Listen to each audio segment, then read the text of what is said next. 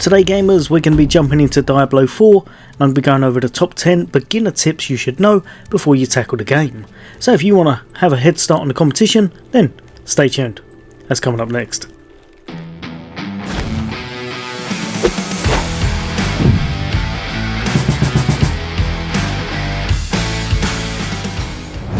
Today we'll be jumping into some more Diablo 4. There is an abundance to do in this game, so knowing how to start off right can really help you out. Today I'll be covering 10 tips that I think every beginner should know in order to get a really great start in the game. So kicking it off at number 1, the first thing that you're going to want to do is work out exactly what class is right for you. Do you want to be up close and personal with the berserk playstyle of the barbarian relying on his fury in order to dish out some crazy close range damage?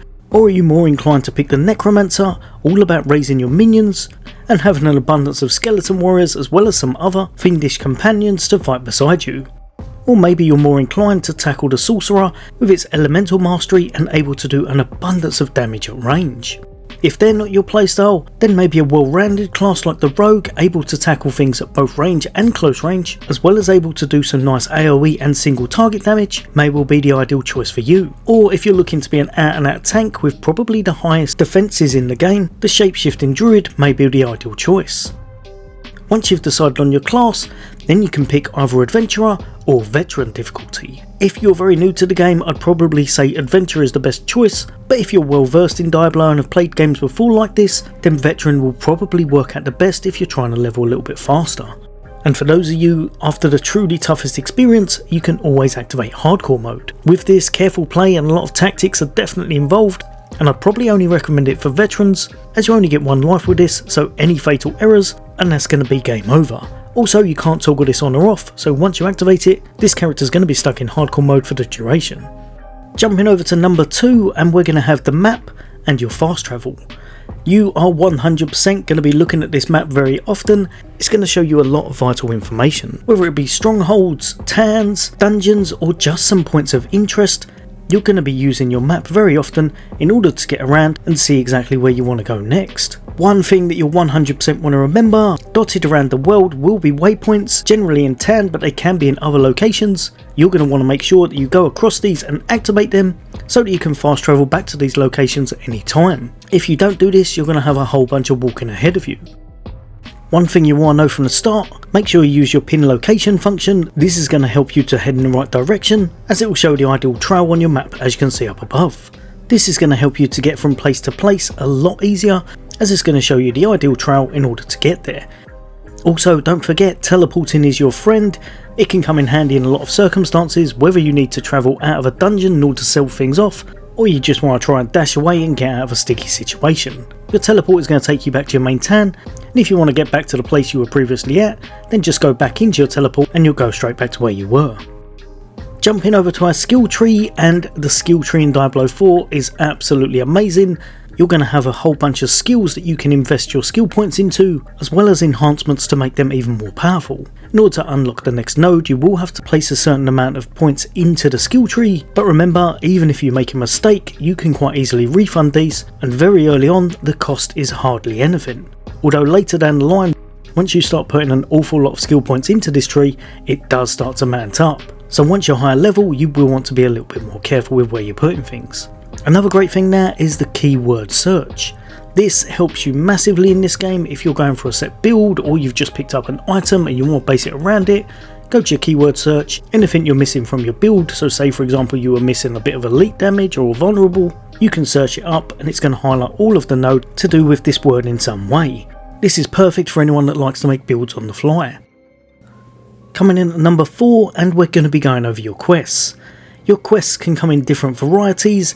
Mainly though, it's going to be a sub-quest, it's going to be a campaign, or it's going to be a priority quest. Obviously you're going to need to make your way through the campaign, so that's pretty self-explanatory, but more so than this, the priority quests are one you will definitely want to pay attention to, as they can unlock certain things for your class, such as your class specialisation, or just help them to unlock things that you're going to need further on down the line. Now remember, this is a very open world game, so most times you can tackle these whenever you want to, but you are going to want to check on them from time to time to see if there's some that can really help you to tackle the content in the game and become more powerful than you are. Over to number 5, and we're going to be going over dungeons and of course aspects. These play a massive part in this game and they can make your build ridiculously overpowered. So aspects is one thing you're going to want to look into and one thing you're going to want to know about. When you look at the map, you can quite easily check out the dungeons and have a little look at what aspects they're going to contain when you complete them. The aspects are most times class specific, so there may be certain dungeons that you want to target before you tackle others. Upon completing these dungeons, you're going to have the chance to be awarded with these aspects and you'll hold them within your Codex of Power. Now going slightly off topic, because we are in a dungeon, don't forget if you do want to quickly escape it, then you can always use your wheel menu and go straight to leave dungeon. This will teleport you straight outside. Jumping back over to the aspects, and every time you manage to unlock one, either through doing certain things in your playthrough or through earning them from a dungeon, they're now going to be held in your Codex of Power. This is perfect as you can then apply them to any piece of equipment that you find further down the line. Unlike when you take these off of equipment, these ones here are permanent, so anything you want to place these on, you can do it whenever you want, as long as you've got the resources at hand to do it, of course. Jumping over to number 6, and very much in line with our previous one, we've got a bit of crafting and of course imprinting. One of the priority quests you're going to get quite early on in the game is going to be regarding imprinting, and as soon as you start doing this, it's going to help you massively to get ahead. If you head over to your enchanter, in here you're going to have quite a few options, but probably the main ones you're going to want to know early on will be imprinting aspects and of course extracting them. But enchanting items can also help you to get ahead. With this, you're going to think of it as a kind of reroll function. Take a stat off of your piece of armour or your weapon that you don't need on it, and you'll be able to change it over to something that will be hopefully more in line with your build. Going over to the imprinting, and this is going to be where you imprint any of those Codex of Power aspects that you've obtained and place it on a piece of equipment. Or if you've picked up a legendary item that you think has something amazing on it, you can always extract that aspect straight off of it. That will then become stored in your aspects tab, ready to put on something else of your liking, as long as it's the allowed item type. Aspects in this game are pretty game changing, and finding really good ones can make your character become very powerful very fast. Just bear in mind you can only do this once for any of the ones you've taken off the equipment, whereas your aspects in your Codex of Power you're able to do over and over again. Coming in at number 7, and we're going to be going over a little bit of gambling. Very similar to some of the other Diablos, gambling rears its ugly head again, but honestly it's something you'll definitely want to know. You can get yourself murmuring ovals in this game for doing certain things, but probably completing events is going to be your best bet. You're going to find these events scattered around the world. Usually whenever you see a big circular red mark on your map, completing these is going to reward you with some ovals. You're then going to be able to use these at anywhere that has a purveyor of curiosities in order to gamble and hopefully get your hands on something that's absolutely amazing. They'll have pretty much everything for your class, however some of them do cost a lot more ovals than others. Remember, this is down to a bit of luck, so sometimes you might not get anything good whatsoever, whereas other times you might be lucky and grab yourself an amazing legendary for your build. Going over to something you'll 100% want to know, and that's going to be your gear and stats. Each class will have a slightly different priority on stats as they'll affect different attributes.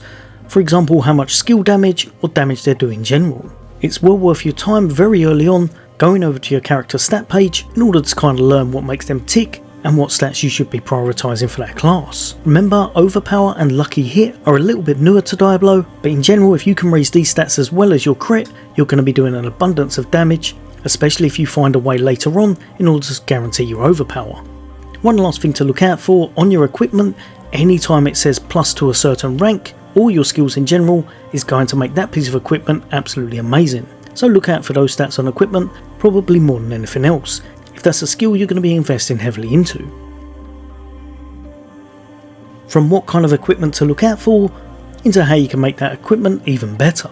So you're going to want to go to anywhere that's got this symbol right here, your trusty Blacksmith that we saw from earlier. On your way you're probably going to want to sell off everything you can because you get an abundance of loot in this game, but your Blacksmith is going to be where you go to in order to upgrade your equipment. This is going to help with both your defences and your offense.